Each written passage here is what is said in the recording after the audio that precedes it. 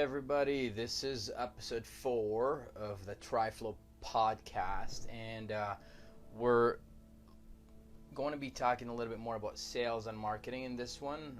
Just to recap from the first 3 episodes, we talked a little bit about what we do as Triflow as a company. We had Jason that joined us and talked about,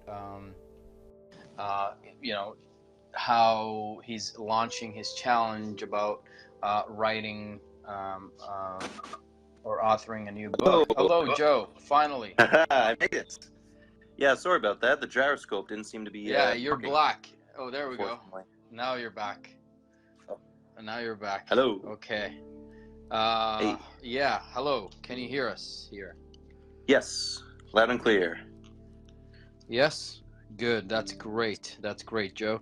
So yeah, I'm just going to set up my camera this way, Good. and we're going to be, diving right into it. Okay.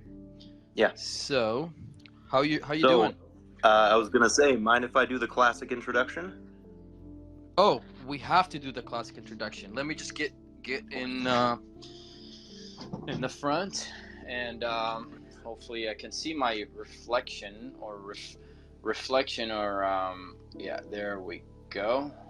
Fantastic. All right. Yeah, go ahead. It's yours. This is the Triflow Podcast. Thank you very much. Well, welcome everyone to episode 4 of the Triflow Podcast, where business meets growth. On this podcast, we talk everything business from the 3 pillars, including professional, personal, and creative.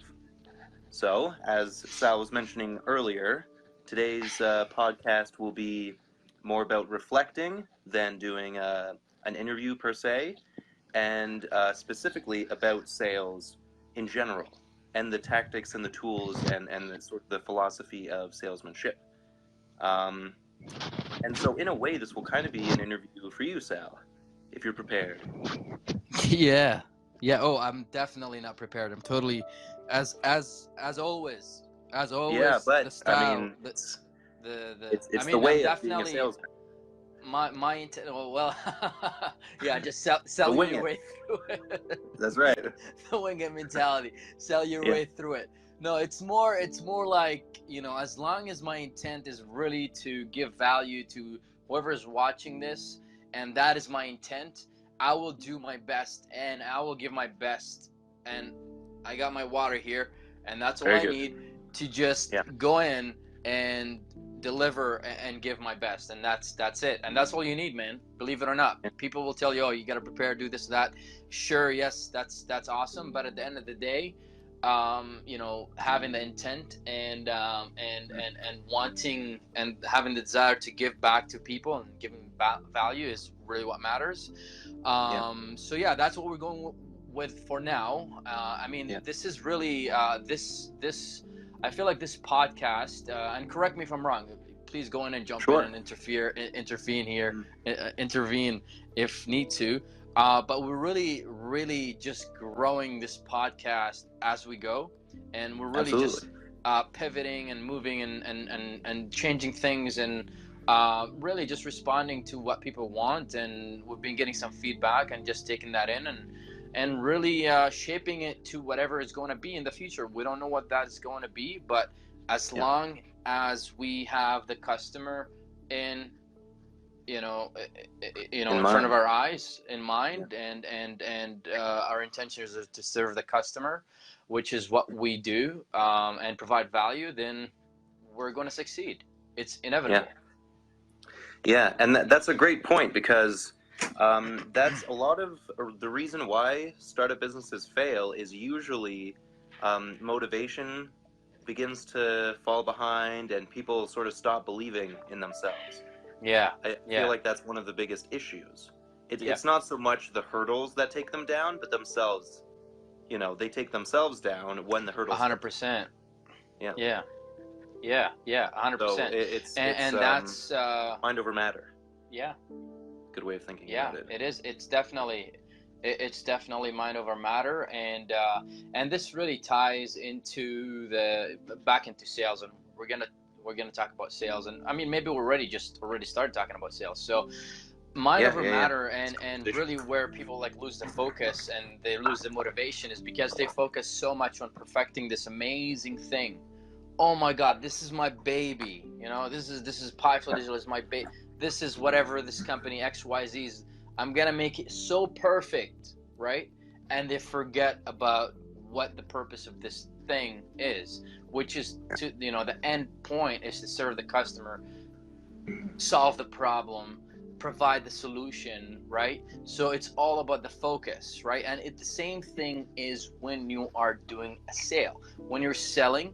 And a lot of people have this stigma about sales, like, oh, sales, you're so salesy, you're so you know, the like ulterior motives and, ulterior motives and stingy and manipulative, and there are a lot of salespeople like that. Well, the stereotype came from somewhere, but it came from people because people at the end of the day, some people are good salespeople and some people are horrible salespeople, right?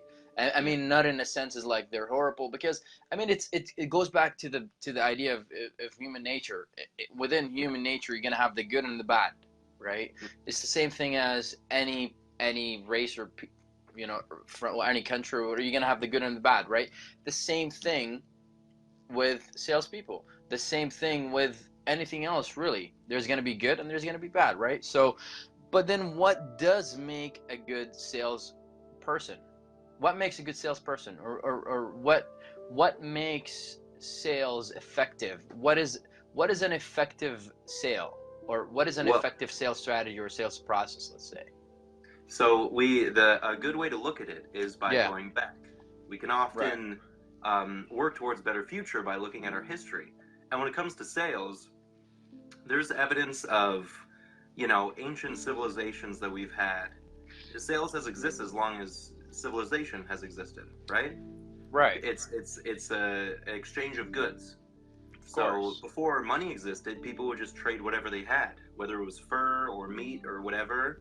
There would be certain people that were just naturally gifted at being able to barter and make a good deal and make an exchange. And slowly but surely that became a speciality that people developed over time and would teach other people. And it's grown into what it is now, which is, it's, you know, it's kind of like the internet. It's this tool. It could be used for evil or for good, but the thing itself is just a tool. So it's the person who uses it. But in and of itself, it's just this really, really good way of exchanging, whether it's ideas or products. It's an exchange, essentially. So it's yes. So really, if you were to sum it, because like we said, it really started when people were exchanging things, right? Like, here, you take take these take this meat and give me this wood or whatever, and they figured out, okay, well, if you have 20 pieces of wood and I give you this slice of meat, then okay, does that make sense? Is that valuable enough? Well, then it's gonna go back to like, okay, what's valuable, right? So I mean, without drifting too much, like, the essence of a sale, and when the sale happens, it's really an exchange of value. That's what it is. It's knowing what's valuable as well. Or what's valuable to me, you need right? Confidence. What's valuable to me and what's valuable to you. And if whatever is valuable to you, if I have whatever is valuable to you, right?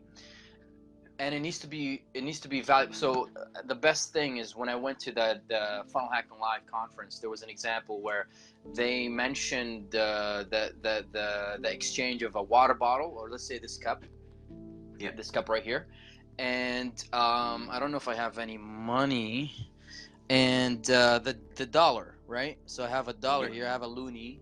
We're in Canada. Oh, Classic. God. You got loonies and toonies. I got the loonie. So it's right here. This is $1. Okay. So in order, if an exchange is going to happen between, let's say you had this cup and I had the dollar. Okay.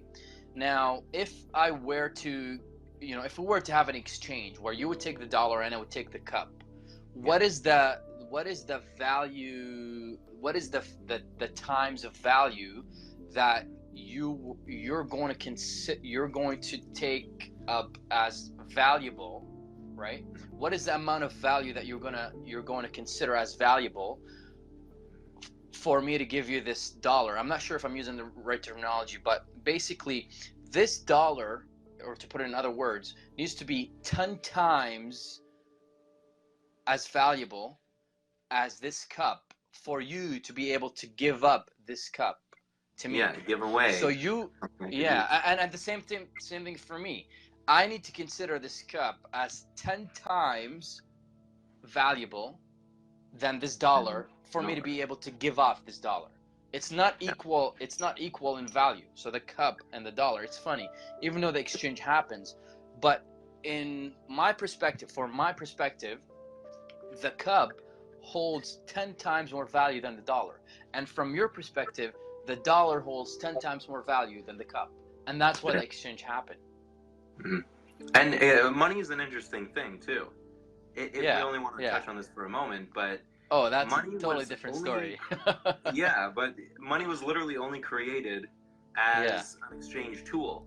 Because, what if you're walking around with beautiful fur that you don't need, and what you really need is like an axe or something.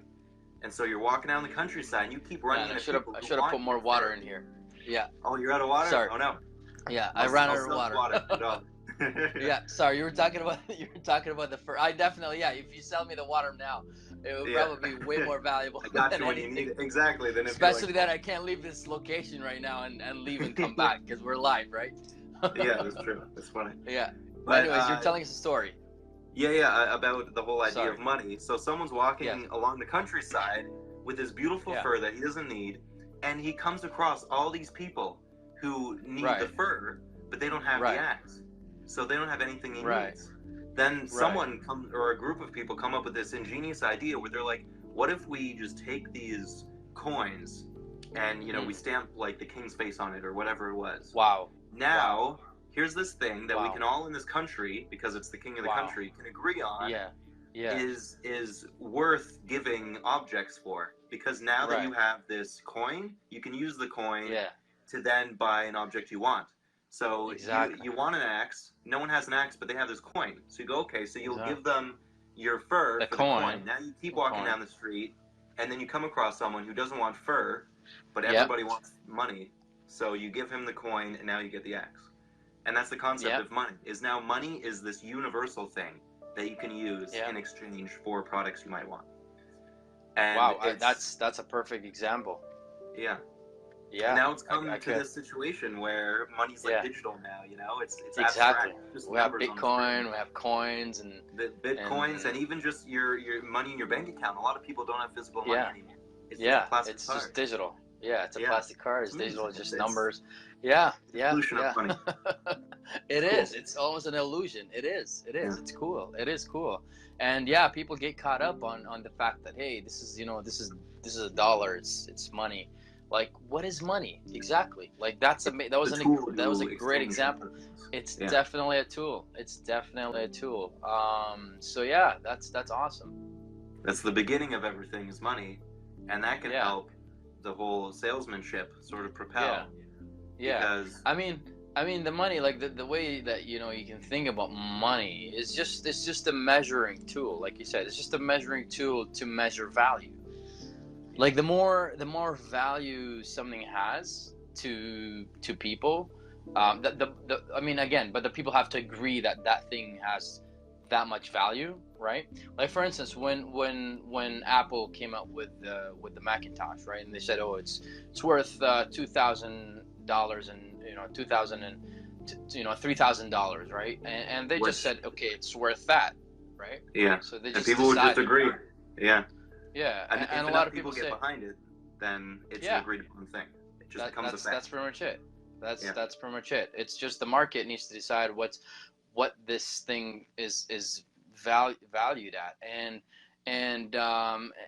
that's where a lot of people nowadays, when I'm gonna bring it back to marketing and digital marketing, when they're structuring like offers, and especially when we're structuring offers for our clients, for instance, we want, if we're asking for a price, let's say, whatever, $2,000 for, we're trying to sell a high ticket item for one of our clients, or we're trying to sell let's say for our realtor clients, we're trying to sell a house.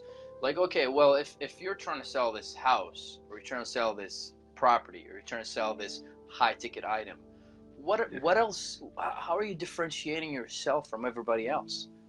Why would somebody go to you, right? Where's the value in coming to you as a business rather than going to everybody else? What extra value are you giving me, right? Yeah. Like, is it the service? Is it you're going to take care of moving out the furniture and painting the home and cleaning the house from the outside and moving my family from point A to point B and taking care of me and blah blah blah blah blah? Different services or better service. And what is inside the offer that makes you more valuable as a business, that the customer is going to come to you rather than somebody else? Yeah. And then that brings in the other concept that comes into salesmanship, which is competition. Because competition has existed since the dawn of mankind too. And the day and age that we live in now, with the internet, where before the internet, the competition was highest in really big, dense urban centers. Post-internet, competition is literally global. You could be in competition with someone on the other side of the globe for someone that's literally down the street from you. Oh, 100%. So it's completely changed the game for competition. It's it's made things more challenging, but then it's also opened up so much more opportunity for the concept and the art and the tool of salesmanship to become more specialized and just a finer, sharper tool. Yeah, and to be more in demand and to be more needed. Like right now, like if you have a call center or if you have a place where you have a lot of salespeople, you have a very profitable business. Like you're in the goal right now. If you know sales and you can teach sales and you can train sales people, man, you're good, because now's the time to start doing it. Don't because we need salespeople. We need more salespeople. We need good salespeople. This is the problem. Is there's so many. I'm gonna bash. I'm sorry. I'm not saying I'm a good. Okay. I'm not saying I'm good, because I'm saying there's garbage salespeople, but there's so many unethical salespeople that will do whatever it takes for the sale to happen, right? Yeah. Because I actually, I'll tell you a story. Like when I started sales, what happened is, how did I get on the journey of starting sales? Well, I went to Vancouver, but before going to Vancouver, I actually had to travel all the way to Edmonton with some people from here, from Toronto, that were trying to sell furnaces in Edmonton. Now, I never ever sold anything ever in my life at that time. And what ended up happening is I didn't know anything about sales. They told me, okay, it wasn't even that long ago. No, it was 2 years ago. It was 2 years ago. Yeah, 2 years ago. I'm not sure why my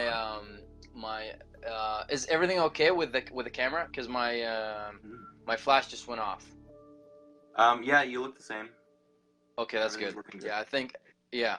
So I don't really know what's anyway. So we went there, and this is usually, I don't want to talk too much about this, but the way that people teach sales is they tell you, okay, there's a script, memorize the script, and then go, and then you say this first, and then they're gonna tell you this, and then you say that, and then if they say this, then you say this. Oh, and then there's this, and if they say, I don't really like it, or I'm not interested, then you say this. They give you objections, and then these are the objection handlers. And I honestly, at that time when we went to sell furnaces in 2016 in October in Edmonton, I had no clue about what it means to sell something, or what's a script, or what's an objection. I had no idea, but they made me memorize the thing, and I went and whatever. I knocked on doors and I talked to some people, and then,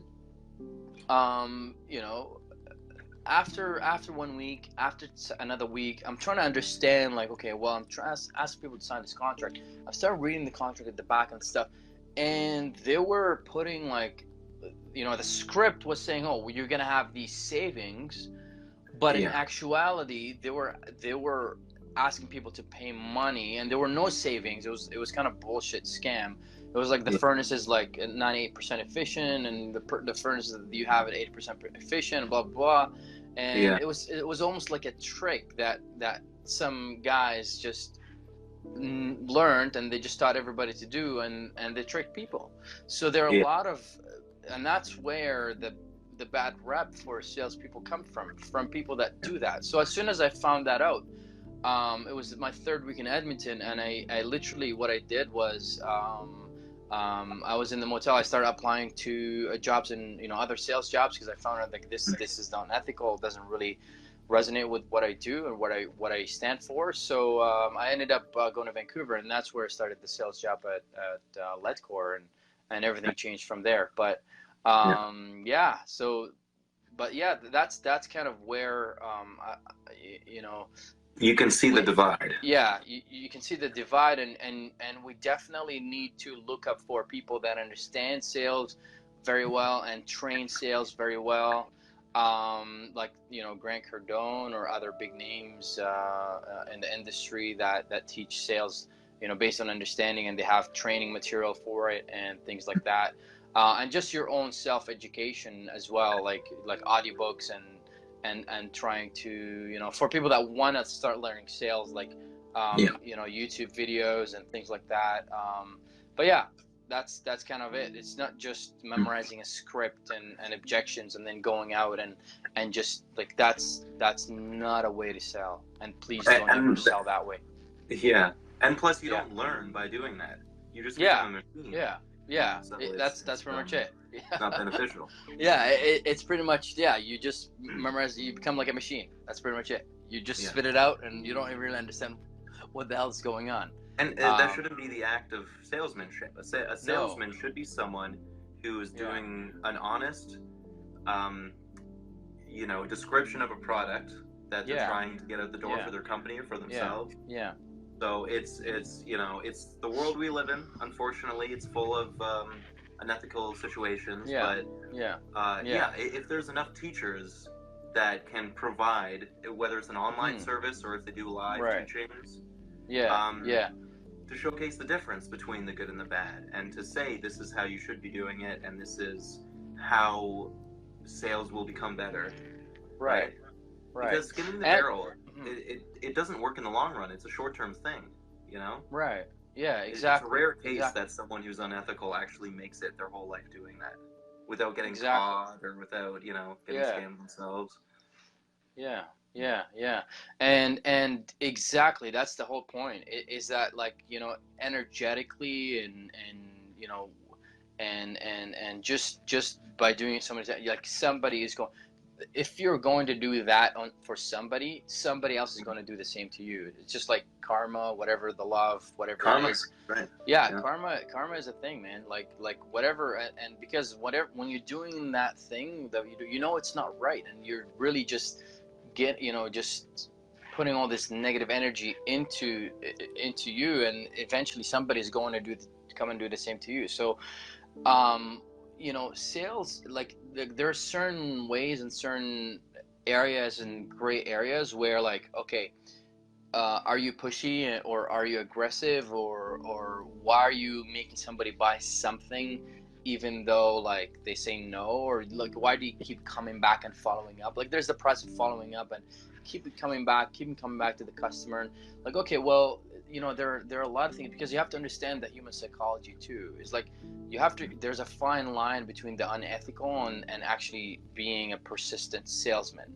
And there's nothing wrong with being a persistent salesperson. And being a persistent salesperson, with again having the customers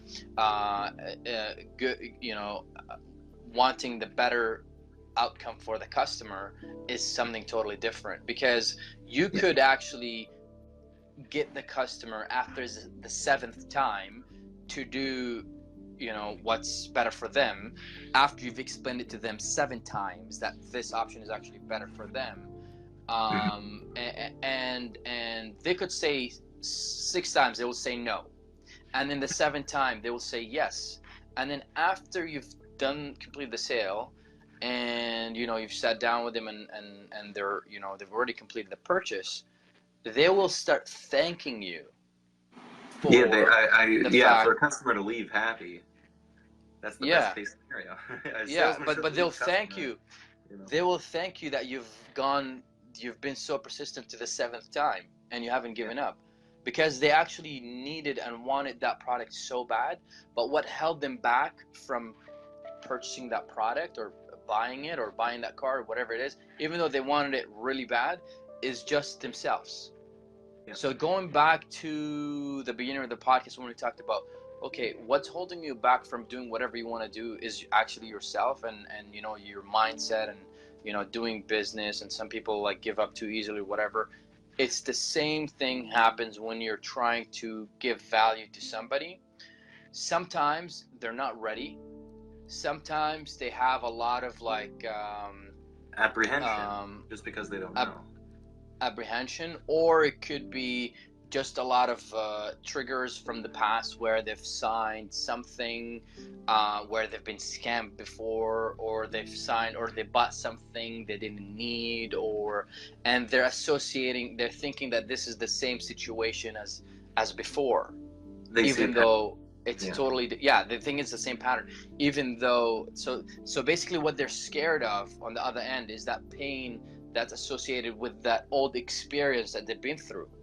Even though this is a totally new experience that they're going through, and this is a totally new sales presentation, and this is a totally new product that you're presenting to them, they're still, that their association in their mind or their brain is still thinking that it's the pain, the outcome is going to be painful like before.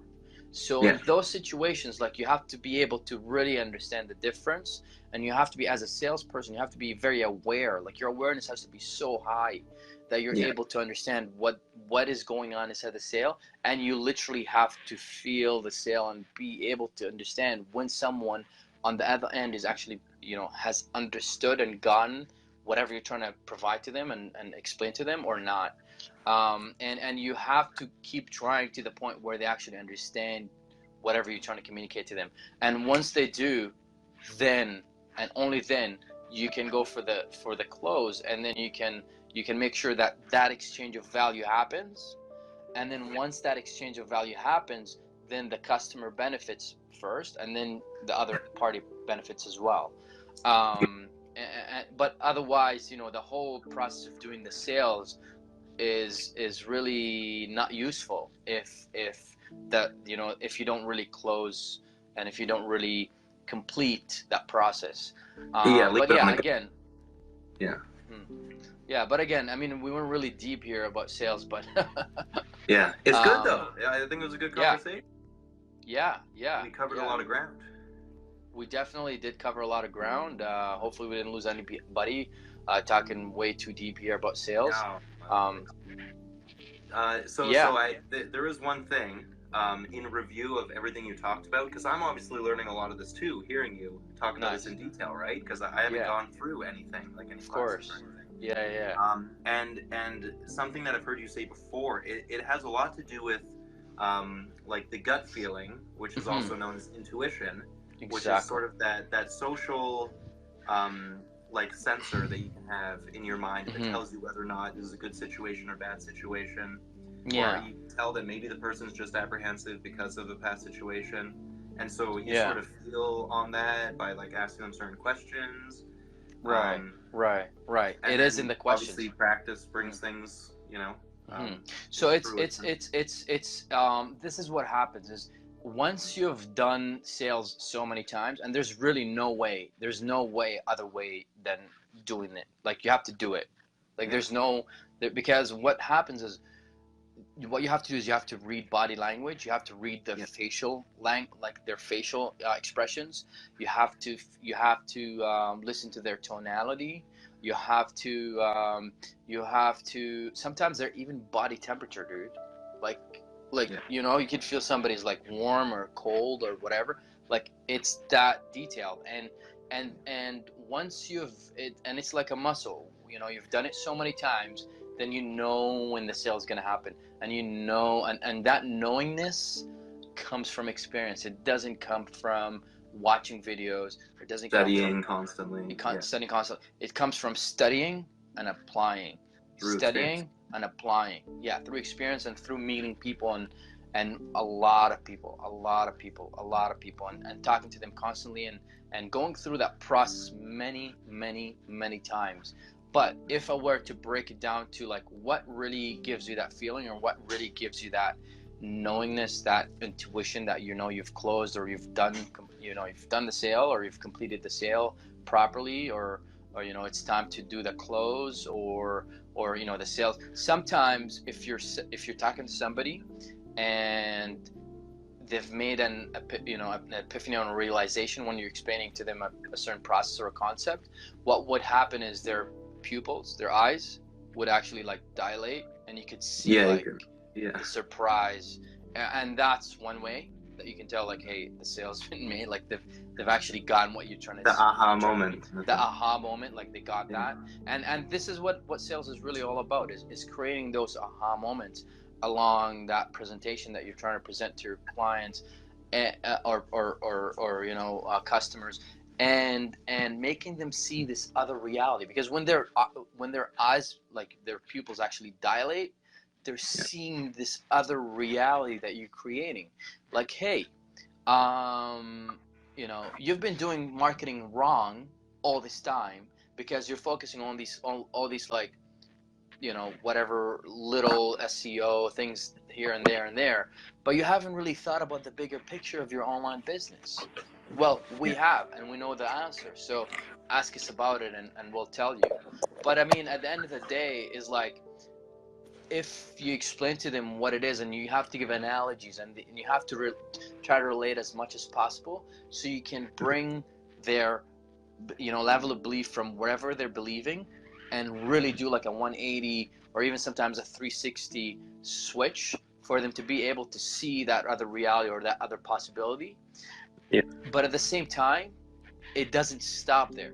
You have to go, and at that moment, take them by the hand and take them with you, and show them and guide them, and do a little training after. Like when I used to sell telecom, like door to door. What we did is we completed the sale, but then after the sale, like after they see this, like, this is an amazing product that I want to buy. Then what? Okay, then they buy the product. Okay, we're sold. Okay, the technician is going to come by. And then what?